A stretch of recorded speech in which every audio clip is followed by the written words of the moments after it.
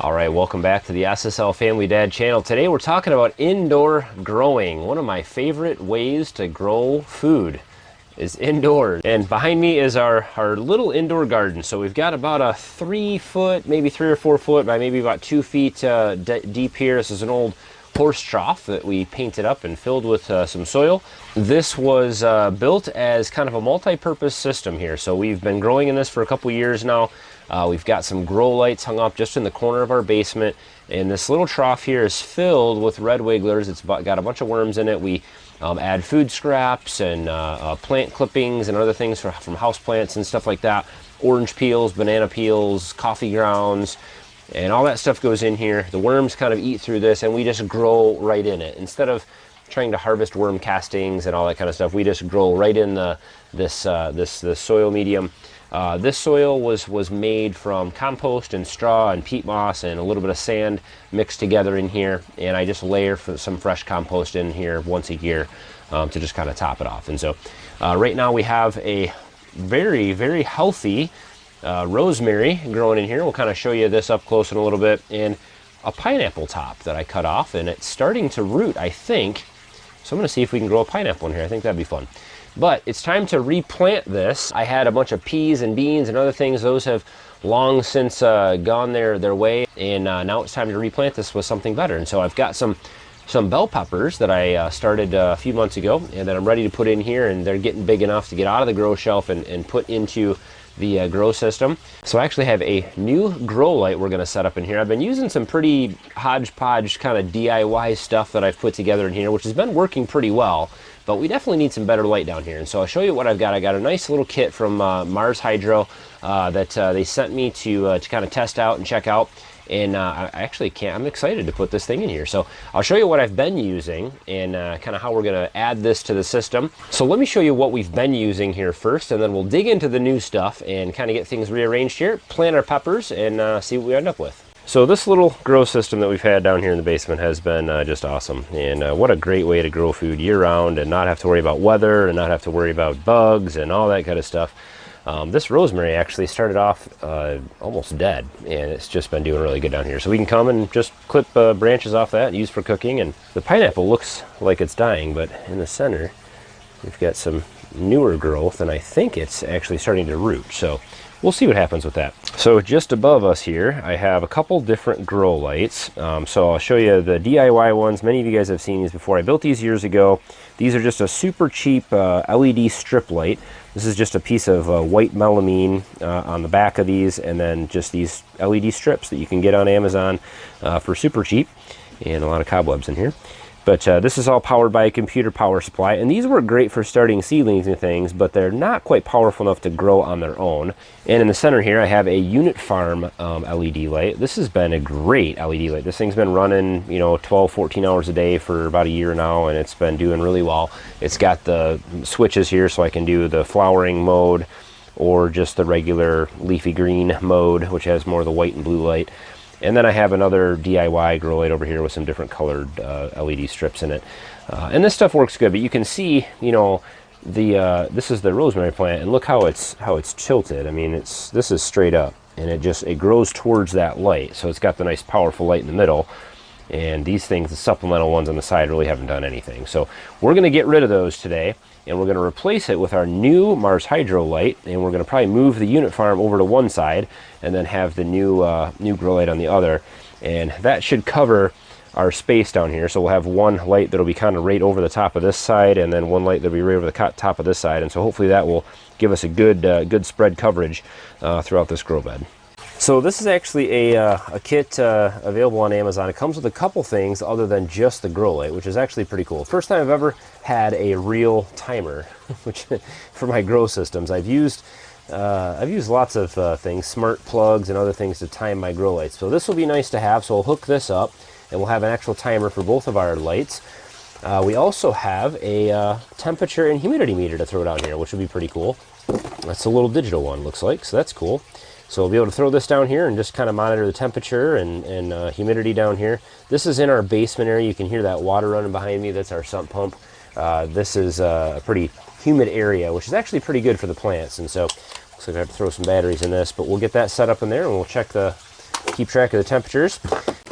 But I thought this was pretty cool. It's a actual moisture meter and a pH meter, which I've also never had.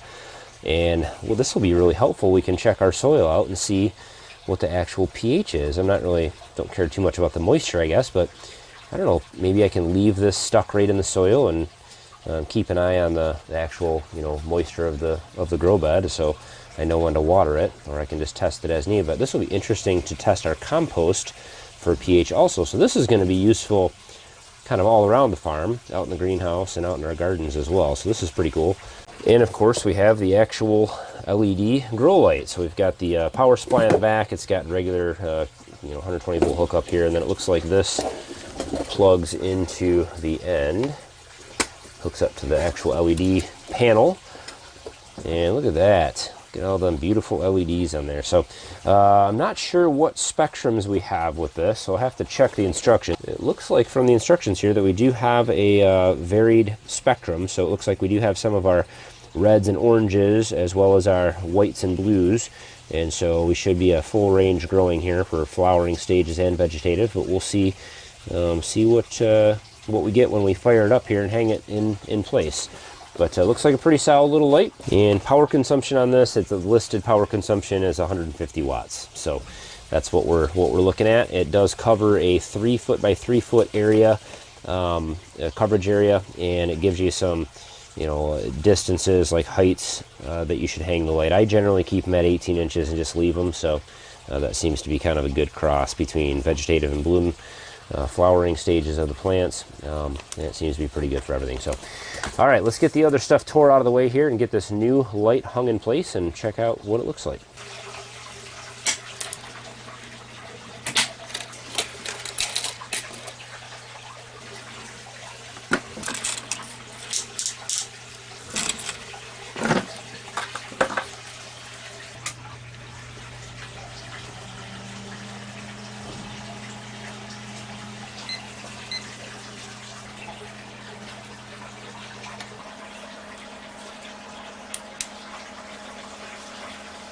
All right, so we've got the new light all put in there, and I'll show you a little bit more on the actual light here in just a minute. But we're going to get these bell peppers planted in here in various places. So I have 3 of them, and they already have a bunch of peppers on them. This was actually started a few months ago on the little grow shelf, and it's a tiny little LED grow shelf that we built here that we use for seed starting and getting plants started and things like that.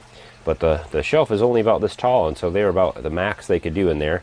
And the nice thing about these bell peppers is that they are a indeterminate type of plant, and so their fate is not determined, meaning that they will grow indefinitely. They will continue to grow here year-round and continue to produce bell peppers for us. So it's a pretty nice deal. They'll be able to grow here all through the summer, all through the winter, and keep producing. This one, you can tell, though, the one in the middle here seems like it got the most amount of light. The light panels are only about this wide, and so you can tell how much that light is important to the plants, as they will grow much bigger the more light they have, especially for a hot weather crop like this. So I'm not sure what kind of root situation we're going to have with these, but we're just going to take them out of here as best I can and get them planted as best I can.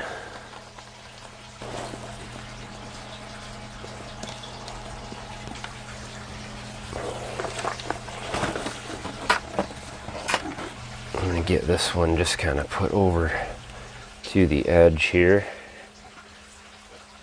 One kind of right here in the middle. And then we'll put this one over here in front of the rosemary spot. May have to move that rosemary out of here if these might eat more peppers than rosemary. So we'll let those flourish in here hopefully, and we'll even maybe have some room in the front spaces here to grow some smaller crops, maybe some radishes or something like that. But basically what we have here, I just have the 2 lights. The Unit Farm light is on the right, and I've done a whole video on this light. And then we've got the new Mars Hydro light here on the left. Of course, I'll put links in the description to both of these lights. They're both excellent lights. Different price ranges and a little bit different wattages and spectrums and stuff like that. So I messed around with this moisture meter, a little bit. So I stuck it in here. Let's stick it to pH. It's got a little switch on it. And it looks like the pH is, what, about maybe 6.5, which is just about perfect, I think. These peppers like a little more alkaline soil, but I think that's pretty good.